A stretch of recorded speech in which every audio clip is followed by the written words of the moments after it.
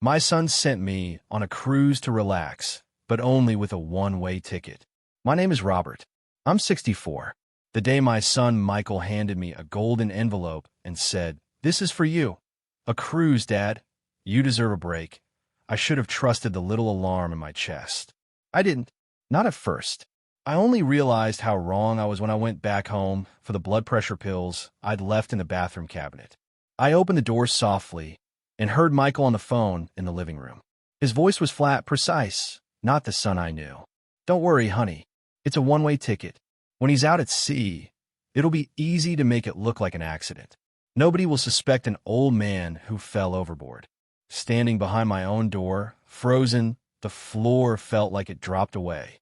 My son, my boy, talking about my death as if it were a line item on a ledger. For a long moment, I didn't move. Then, very quietly, some part of me hardened. If that was the plan, then fine. Have it your way, I thought. But you'll regret it. 3 times over. A lifetime shapes you in small, stubborn ways. You survive losses. You swallow betrayal. You raise a child through grit and thrift. I had buried my wife. I had fought to keep the house and keep food on the table. That kind of life doesn't break at the first storm. If Michael wanted to play dirty, I would show him how patient, careful, and relentless an old man can be. It began 3 days earlier. Michael arrived with a smile that was almost too bright and a travel agency envelope that gleamed like a promise. "Dad," he said, hugging me with a strange, nervous energy. "Claire and I wanted to give you something special. You've sacrificed everything for us. You deserve this." When I opened the envelope and saw the first-class tickets, 7 days in the Caribbean, turquoise water, islands I'd always wanted to see, I felt my throat tighten.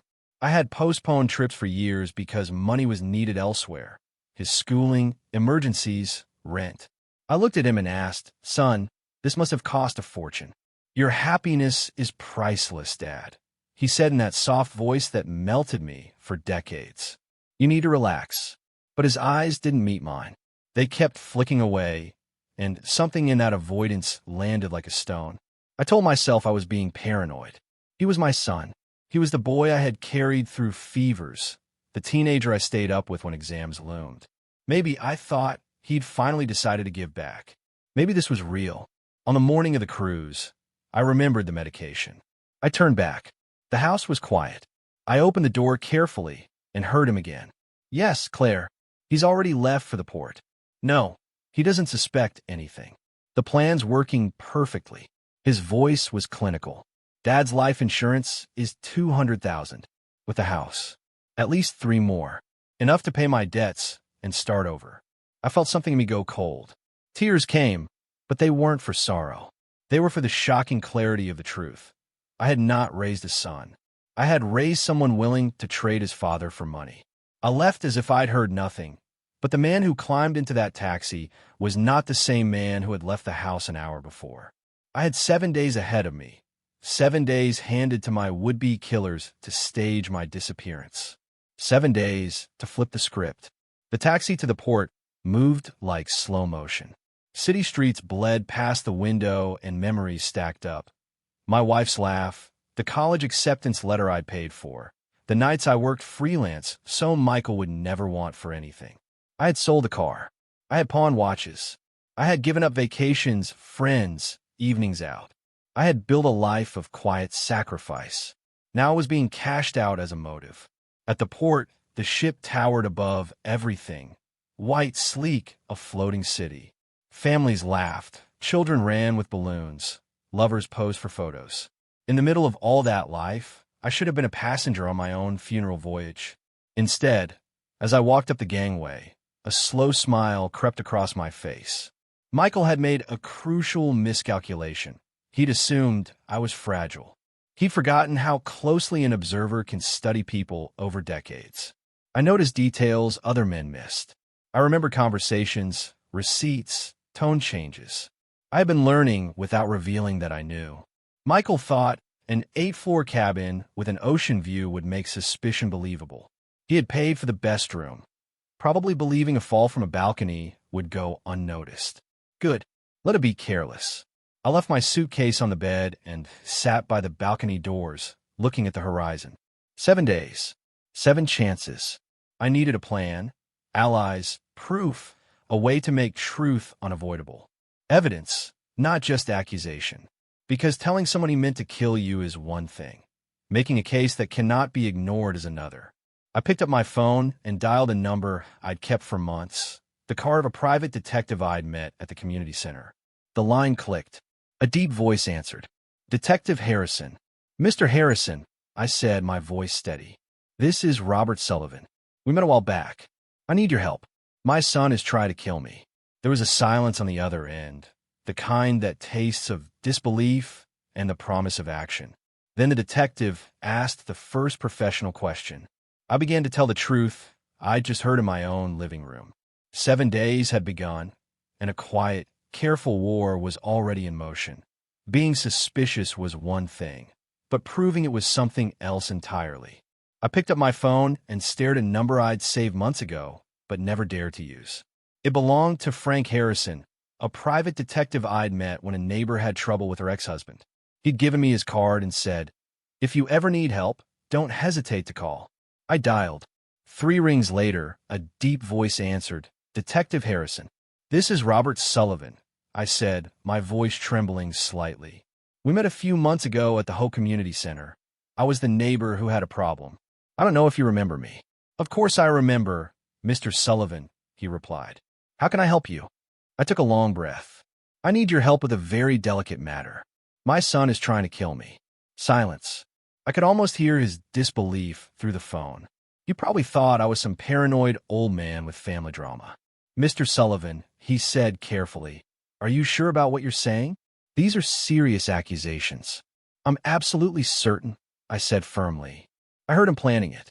I'm on a cruise right now. He believes this is a one-way trip for me.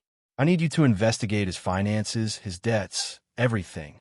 And I need evidence of what he's planning." "Where are you exactly?" he asked. "On the Star of the Sea," I said. "We depart in half an hour toward the Caribbean islands. I'll be out of contact for 7 days. When I return, I want as much information as you can gather on my son, Michael Sullivan." "Understood," Harrison replied. "I'll text you my account details for a $500 advance. And, Mr. Sullivan, be very careful.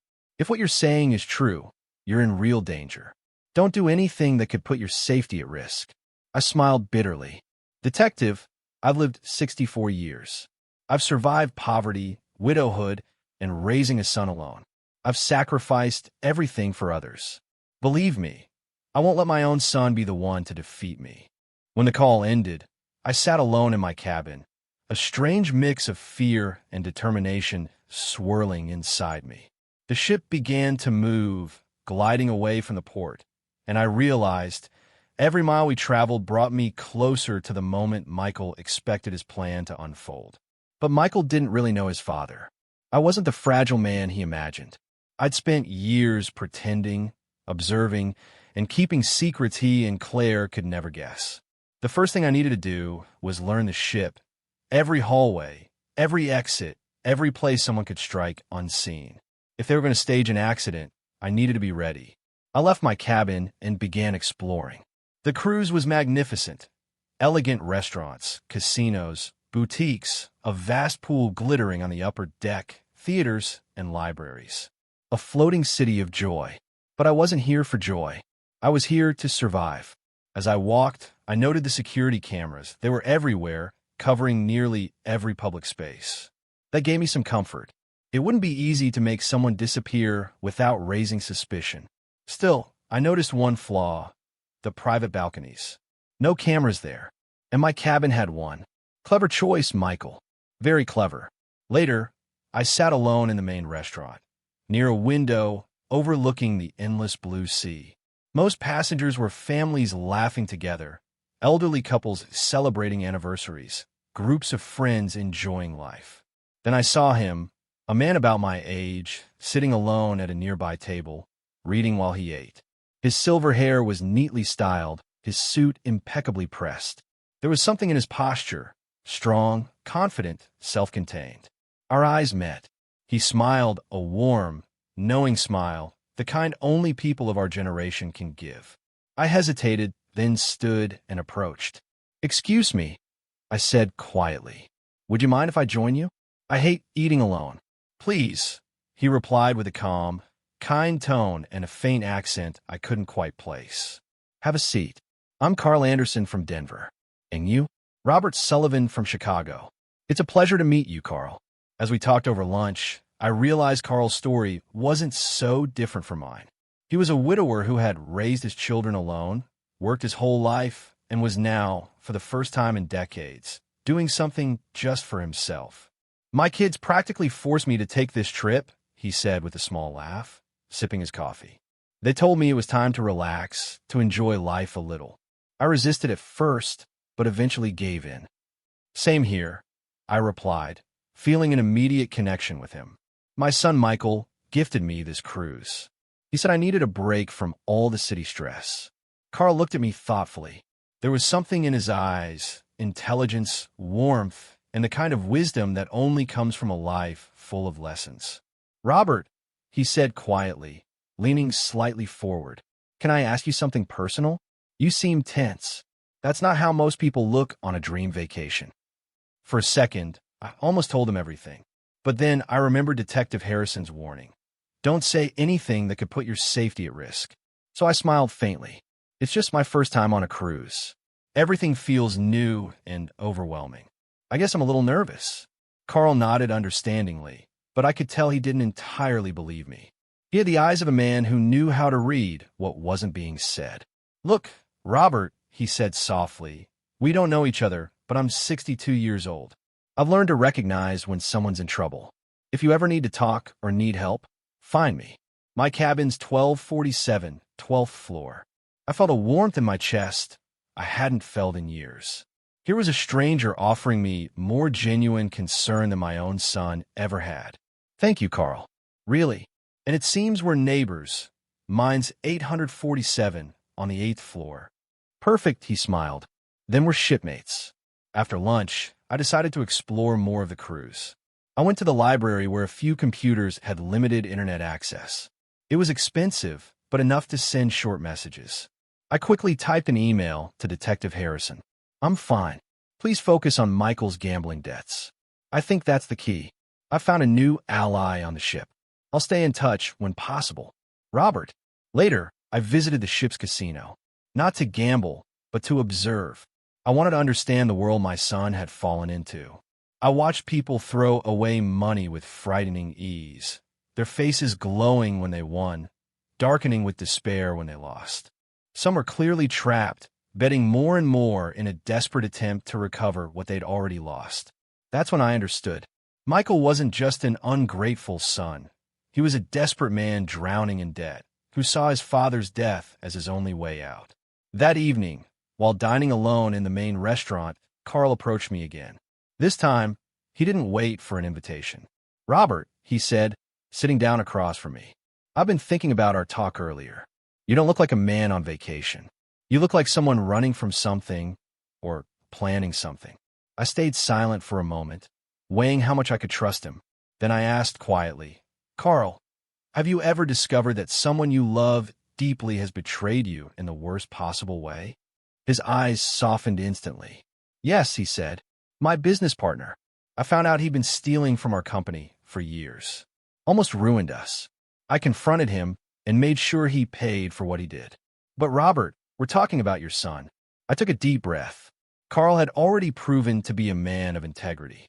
If there was anyone I could trust on this ship, it was him. "Carl," I said, locking eyes with him, "my son is trying to kill me, and I have 7 days to stop him and prove it." Carl's expression didn't show shock or disbelief. It was the calm, knowing look of a man who had seen life's darkest sides. He lowered his voice to a whisper. "Tell me everything from the beginning." For the next 40 minutes, I did. I told him about the cruise gift, the phone call I'd overheard, Michael's gambling debts, the life insurance, and the inheritance. Carl listened silently, never interrupting. When I finished, he sat back, thinking. "Robert," he finally said, "you're in real danger. But it sounds like you already have a plan." "I do," I replied. "I've hired a private detective to investigate Michael's finances. But I need more evidence, witnesses, something a judge can't ignore." Carl nodded slowly. And how do you plan to get that while you're stuck on a ship? That's where I need your help. Michael will contact me, call, text, pretend to care. Each time he does, I'll record it. If he slips up, we'll have proof. But I can't do it alone. You want me as a witness? Carl asked. Exactly. Someone neutral, credible. Count me in, he said without hesitation. But Robert, we need to consider something else. If Michael plans to make this look like an accident, he might have help, someone on the ship. The thought froze my blood. You think he could have bribed someone in the crew? Possibly. Or hired someone posing as a passenger. Either way, don't trust anyone except me. Don't take drinks from strangers. And don't stay alone in isolated places, especially your balcony. I've thought about that, I said grimly. It's the perfect spot for an accident. Exactly. Here's an idea. Why don't you sleep in my cabin at night? I have a suite with a sofa bed. Safer that way. If anyone comes looking for you, they'll find an empty room. I was speechless. This man, who'd known me for less than a day, was offering his protection. Carl, I can't ask you to risk yourself. He cut me off firmly. Robert, I'm 62. I've raised 4 kids, buried a wife, and run a company for 3 decades. I'm not afraid of a spoiled man-child trying to kill his father for money. Besides, he added with a faint smile, it's been a while since I've had an adventure. That night, Carl helped me move some of my belongings to his suite. It was much larger than mine, separate living room, wider balcony, 2 beds. More importantly, it meant we could watch over each other. As we organized, Carl asked quietly, tell me about Michael. Was he always manipulative? He was always clever, I said. Even as a child, he knew exactly what to say to get what he wanted. I thought it was just normal mischief. I never imagined it would turn into this. And Claire. At first, they seemed happy. But lately, she's been restless, obsessed with money, a bigger house, fancier vacations, luxury everything. Michael kept promising it would all get better. Now I know what he meant by that. Carl frowned. We both know where that money was supposed to come from. At around 10 that night, my phone rang. Michael. Carl and I exchanged a glance. It was time. Remember, Carl whispered, setting up his phone to record. Make him talk. Make him slip. I took a steadying breath and answered. Hello, son. Hi, Dad, Michael said cheerfully. How's the cruise? Having fun. His voice was calm, warm, exactly how a loving son should sound. If I hadn't heard him plotting my death, I might have believed him. It's beautiful, son. The ship is amazing, and my cabin's very comfortable. Thank you for this generous gift. You're welcome, Dad. You deserve it. Have you met anyone new? Made any friends? An interesting question. Why did it matter to him? Yes, I said evenly. I met a kind gentleman named Carl. We've been eating together.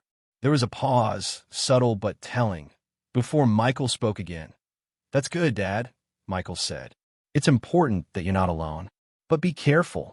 On cruises like this, there are people who take advantage of older passengers. Carl's eyes widened slightly. Michael had just planted a seed of doubt, trying to make me question anyone who might become my ally. Don't worry, son, I replied calmly. I'm very cautious. But tell me, how are things there? How's Claire? Everything's fine, Dad. Claire sent you a hug. She said she hopes you're having a great time and that you relax completely. How kind of her, I said softly. Michael, can I ask you something? Of course, Dad. Whatever you want. Why did you decide to give me this trip now? It was so sudden, so unexpected. There was a pause, longer this time. Well, Michael said slowly, Claire and I've been talking about you a lot lately. We realized you seemed very tired and stressed and thought you needed a break. Time to get away from everything. Get away from everything, I repeated, glancing at Carl, who was silently taking notes. Yes, Dad. Sometimes we all need to disconnect completely, don't you think? I suppose so, I murmured. Then I added, Michael, can I confess something? Of course. At first, I felt guilty about accepting such an expensive gift. It must have cost a lot. Dad, please don't worry about that, Michael said, almost too quickly.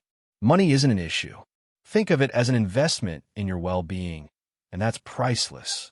Carl scribbled something on a small piece of paper and slid it across the table. It read, Ask about the return ticket. I clear my throat. Michael, a silly question. Do you have a copy of my return ticket? I checked my papers and only found a one-way ticket. The silence that followed was deafening. For a moment, I thought the call had dropped. Michael? Are you there? Yes, Dad, he said finally, his voice tighter than before. Sorry, Claire was telling me something about the tickets. Don't worry, the travel agency has everything handled. You just enjoy the trip. We'll take care of the details. But Michael, I pressed gently, I want to make sure I can come back. Could you confirm with the agency tomorrow? Dad, please trust me. Everything's perfectly organized. You don't have anything to worry about. Just relax and enjoy yourself. That's what this trip is for. Okay, son. I trust you completely. Perfect, Dad. I love you very much. Sweet dreams. I love you too, Michael. Good night. When I hung up, Carl and I sat in silence for a few minutes, both processing what had just happened. Robert, Carl said finally, that conversation revealed a lot. The way he avoided the question about your return ticket, how he kept reassuring you. It's all part of keeping you in false security. And the question about whether I was making friends, I added, it's like he was checking if I had anyone watching out for me. Exactly, Carl agreed. Tomorrow, we're going to the ship's office to verify your ticket ourselves. I want to see what Michael really arranged. The next morning, we woke up early, determined to find answers. After having breakfast in Carl's cabin, away from the crowded dining areas, we headed straight to the passenger services office on the third floor. The office was modern and elegant, lined with desks and uniformed staff members assisting guests. A young woman named Patricia greeted us with a polite smile. Good morning, gentlemen. How can I help you? Good morning, I said, forcing calm into my voice. I need to verify my full travel itinerary. My name's Robert Sullivan, cabin 847. Patricia typed quickly on her keyboard, then frowned slightly. Mr. Sullivan, I see your 7-day Caribbean cruise here, but she hesitated. But what? Carl asked, his tone steady but sharp. Well, it's strange. You have a one-way booking, but there's no reservation for a return flight to Chicago. Normally, our cruise packages include full round-trip arrangements. I felt my stomach drop. Even though I already knew, hearing it confirmed out loud hit me like a punch. What does that mean exactly? Carl asked, pretending to share my confusion. It means that when the cruise ends in 7 days, you won't have a return flight home. It could be a system error, or maybe the person who purchased your package planned to add it later. Who purchased the package? I asked, even though the answer was obvious. Patricia checked her screen. It was purchased by Michael Sullivan, with a credit card in his name. Is he your relative? He's my son. I replied quietly, a wave of sadness and anger washing over me. Oh, then I'm sure he'll handle the return tickets soon, she said kindly. Still, Mr. Sullivan, I'd recommend contacting him right away. Flights from Miami to Chicago fill up quickly this time of year. Carl and I exchanged a knowing glance. Patricia, Carl said smoothly, could Mr. Sullivan buy his return ticket now, just to be safe? Of course. She typed again. There's availability on a flight leaving Saturday at 3 p.m. the day the cruise ends. The price is $750. I'll take it, I said immediately, handing her my credit card. While she processed the payment, Carl leaned closer and whispered, Robert, this is our first piece of evidence. Michael intentionally didn't buy your return ticket. That's proof of premeditation. When we left the office, we headed up to the deck to talk privately. The sun was bright, the air warm, the sea calm, yet I felt nothing but dread. Carl, I said quietly as we walked along the railing, every new piece of evidence hurts more. It's like reliving the betrayal again and again. I know, Robert, he said gently, but every clue also protects you. Look at what we've done. You now have a return ticket and proof that Michael never meant for you to come back alive. Just then my phone buzzed. A text from Michael. Good morning, Dad. How did you sleep? Did you rest well in your cabin? I showed it to Carl. He's checking if you're still there, Carl said grimly. He probably expected you to reply from your cabin. I decided to test him. I typed, Good morning, son. Slept great. I'm on the deck sunbathing. The ship's beautiful. His reply came almost instantly. That's good, Dad. Enjoy. Have you explored the whole ship yet? Another odd question. Why did it matter how much of the ship I'd seen? Not everything yet, I typed. It's huge. Yesterday, I explored the restaurants and casino. Today, I might check out the pool or the spa. Perfect, Dad. Just be careful near the railings. Sometimes people get dizzy and lose their balance. Carl read the message over my shoulder, his expression tightening. Robert, he whispered. He just told you how he plans to kill you. An accident by the railing. I know, I said quietly, feeling a cold shiver despite the sun. He's planting the story, setting up the explanation for when the news breaks. I texted back. Don't worry, son. I'm always careful and stay far from the edges. That's good, Dad. I love you very much and want you to come back safe and sound. The irony was suffocating. Michael, the same man plotting my death, saying he wanted me to return safely. The rest of the day, Carl and I refined our plan. We needed more evidence, more recordings, more proof of Michael's intentions. We also had to find out if someone on the ship was helping him. Carl suggested we watch for any crew members paying unusual attention to me, or any passengers who seemed to be following us. That afternoon, while sitting by the pool, I noticed a man, maybe 40, wearing a green shirt and long pants. Odd attire for the pool area. He was watching us from the bar. Every time I looked at him, he quickly turned away. Carl, I whispered. The man at the bar, green shirt. He's been watching us. Carl turned subtly to look. You're right. His behavior's strange. Let's test it, he said quietly. I'll walk away, see if he follows me. Carl stood and strolled toward the bathrooms on the far side of the pool. I stayed put, pretending to read. The man's eyes never left me. When Carl returned, his face confirmed what I already knew. Robert, he didn't even glance at me. His focus was entirely on you. What do we do? I asked. Let's be smart. Get up and head to the elevator. I'll stay and see if he follows. I gathered my things, stood up, and walked calmly toward the elevator. When the doors opened, I glanced back discreetly. The man in the green shirt had left his spot at the bar and was walking straight toward me. I stepped inside quickly and pressed the button for the 12th floor, Carl's cabin. As the doors closed, I felt a rush of both fear and clarity. Michael wasn't acting alone. Someone on this ship was watching me. 15 minutes later, Carl entered the cabin. His face was grim. Robert, he said quietly, you were right. That man followed you all the way to the elevator. I always believed my son was capable of many things, but being able to prove it, that was something else entirely. That night, I picked up my phone and dialed a number I'd saved months ago, a number I never thought I'd actually use. It belonged to Frank Harrison, a private detective I met when my neighbor had trouble with her ex-husband. He'd handed me his card and said, if you ever need help, call me. And now, I finally did. After 3 rings, a deep, steady voice answered. Detective Harrison, this is Robert Sullivan, I said quietly. We met at the Hope Community Center a few months ago. You helped my neighbor. He paused, then replied, of course, Mr. Sullivan. How can I help you? I took a deep breath. Detective, I need to hire you for something delicate. My son is trying to kill me. Silence. The kind of silence that makes you realize the person on the other end is questioning your sanity. Finally, he said, are you sure about that, sir? Those are serious words. I'm certain, I replied firmly. I overheard him planning my death. I'm on a cruise right now. He believes this is going to be my last trip.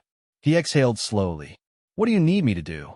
I need you to dig into his finances, his debts, his contacts, everything. And I need you to help me gather proof of what he's planning. Where are you right now? He asked. On the Star of the Sea. The ship departs in 30 minutes for the Caribbean. I'll be out of contact for a week, but when I return, I want answers. Understood, he said. I'll text you my bank details for the advance. And Mr. Sullivan, be careful. If you're right about your son, you're in real danger. I smiled bitterly. Detective, I've survived poverty, widowhood, and raising a son on my own. I've sacrificed everything I had for other people. Believe me, I'm not going to let my own son destroy me. When I hung up, I sat alone in my cabin, the hum of the ship vibrating beneath me. Fear mixed with determination. The ship began to move, cutting through the dark water. Every mile pulling me closer to the moment my son believed his plan would unfold. But Michael didn't know who his father truly was. He saw me as weak, harmless, easy to erase. He didn't know I'd spent years quietly observing, learning, keeping secrets neither he nor Claire ever imagined. The first thing I needed to do was explore the ship. If they were going to stage an accident, I had to be ready. I left my cabin and walked through the endless corridors. It was a magnificent vessel. Elegant restaurants, glowing casinos, high-end shops, a massive pool that shimmered under the deck lights. It felt like a floating city, full of laughter, music, and life. But I wasn't there for any of that. I was there to survive. As I walked, I watched the security cameras, dozens of them covering almost every inch of the public areas. That gave me some comfort. It would be difficult to make someone disappear here without raising suspicion. But then I realized the private cabin balconies had no cameras. And mine had one of those balconies. Clever, Michael. Very clever. Later, in the main restaurant, I sat alone near a window, watching the sea stretch endlessly into the horizon. Families laughed. Couples toasted anniversaries. Friends celebrated life. Everyone looked happy, normal. Everyone but one man.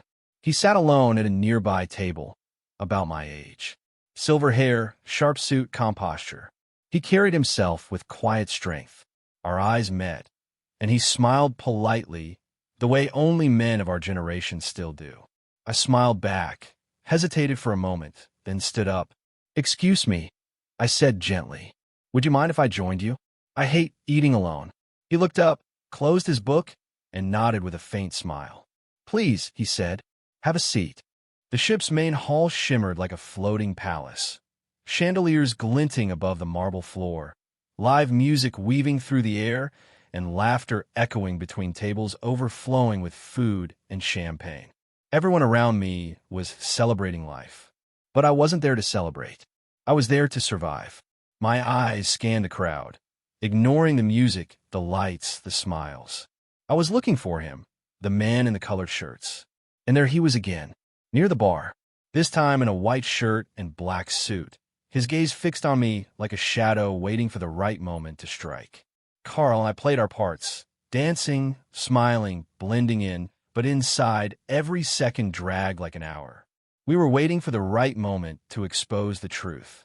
At 11:30 p.m., I leaned closer to Carl and whispered, "It's time. I'll leave first. Wait 5 minutes, then follow." I walked out of the main hall slowly, pretending to be just another tired old man ending his night. But the moment I stepped into the elevator, my pulse quickened. Instead of heading to my cabin, I slipped toward the emergency stairs leading up to the 12th floor, a vantage point where I could see everything. From the narrow window, I watched the corridor to my cabin, silent, dimly lit, and waiting. Carl joined me a few minutes later. "See anything?" he whispered. "Not yet, but he'll come." And he did. At 12:15, a figure appeared, the man in the white shirt, now wearing gloves, moving like a predator who'd done this before. He stopped at my cabin door, took something from his pocket, lockpicks. My breath caught. "Carl," I whispered. "He's breaking in." Carl pressed the panic device the captain had given us. A red light blinked silently. The signal had been sent. Through the window, I watched him slip inside my room. A flashlight beam flickered across the walls. He was searching, planning. Moments later, security agents began to appear, silent and swift. They surrounded the corridor like ghosts. The man stepped out of my cabin toward the balcony, inspecting the railing, measuring his next move. That's when they struck. 3 guards entered, weapons drawn. The corridor erupted in chaos. Shouts, movement, struggle. Then silence. He was caught. Carl and I rushed down.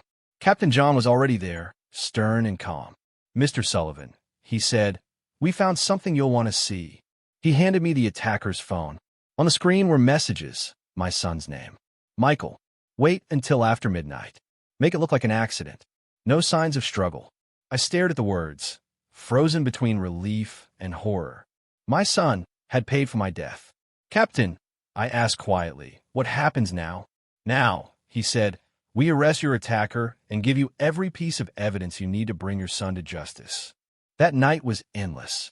Carl and I sat awake until dawn, replaying every moment. I wasn't sure if I should feel victorious or broken.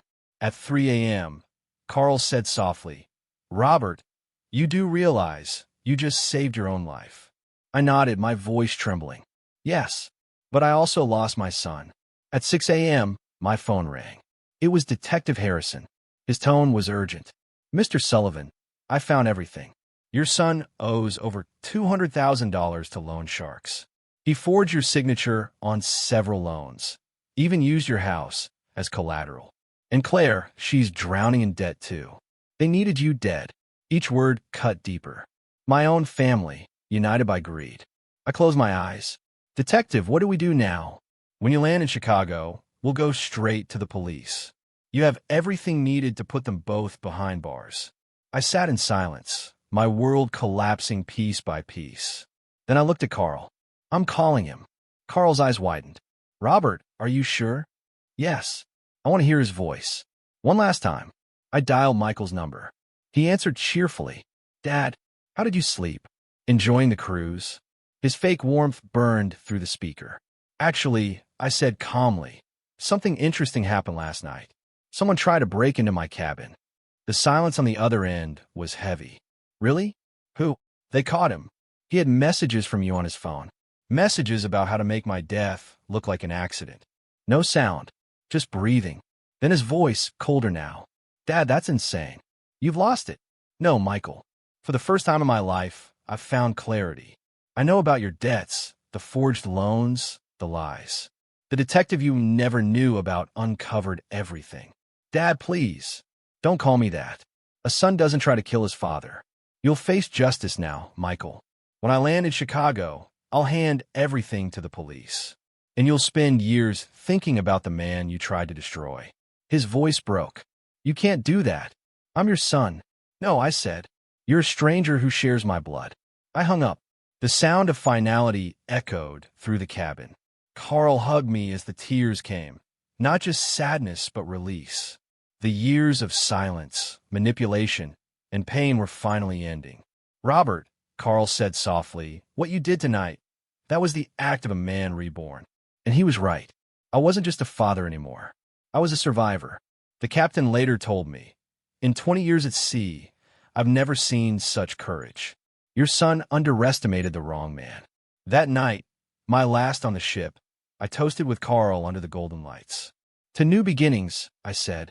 To men who refuse to die quietly, he replied.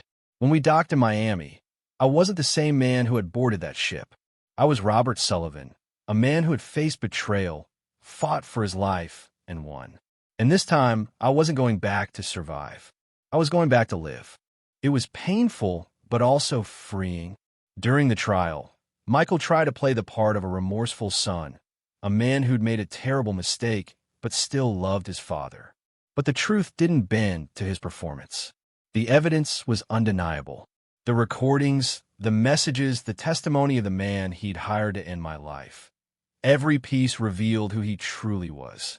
A man who had calmly, coldly plotted his own father's murder. When the sentence was announced, Michael got 18 years. Claire got 8. I didn't feel joy that day, but I did feel justice. After the trial, I made a decision, not just to move, but to rebuild. I sold the house that held more ghosts than memories. With that money, I bought a small apartment in a quiet part of the city. But the real change wasn't where I lived. It was how I chose to live. I started volunteering at a center for older men. Men who, like me, had suffered silently at the hands of their own families. I'd look them in the eye and say, let me tell you a story about how my own son tried to kill me and how I survived. Each time I spoke, I saw something awaken in them. That same spark I'd found on the cruise. The moment they realized they weren't powerless, that they still had strength. Carl and I never lost touch. Weekly calls, visits now and then. He wasn't just a friend anymore. He was a brother. A man who'd stood by me when I had no one else. A year later, Carl visited me in Chicago. Over dinner, he asked, Robert, do you ever regret exposing Michael? Do you ever miss who he used to be? I didn't hesitate. The truth is, Carl, that version of him never really existed. I just wanted to believe I'd raised a good man. But Michael, he was always manipulative, always using me. I just didn't want to see it. Carl smiled softly. Don't you miss having a family? I do have family, I told him. You, the men at the center, the people who see me for who I am. not what they can take. 2 years after the cruise, I did something symbolic. I signed up for dance classes. At 66, I learned to dance, swing, salsa, ballroom. My instructor, Luis, laughed one day and said, "Mr. Sullivan, I've never seen anyone your age move with that kind of confidence. Where'd you learn that?" I smiled. "At sea," I said. "That's where I learned what strength really means." Now, when I look back, I don't see those 7 days as the darkest of my life. I see them as the days that saved me, the days that forged the man I became. My name is Robert Sullivan. I'm the man who survived the deepest betrayal imaginable, the man who turned his own son from hunter into prey. And if there's any man out there, betrayed, broken, or forgotten, I want you to remember this. You are stronger than you think. You're not powerless. You're not done. Because when a man like me says, "If that's how you want it, my dear, have it your way. But you'll regret it 3 times over," he's not making a threat. He's making a promise. And Michael, he regretted it when he was arrested, when he was sentenced, and every single day of the 18 years he'll spend remembering the father he underestimated.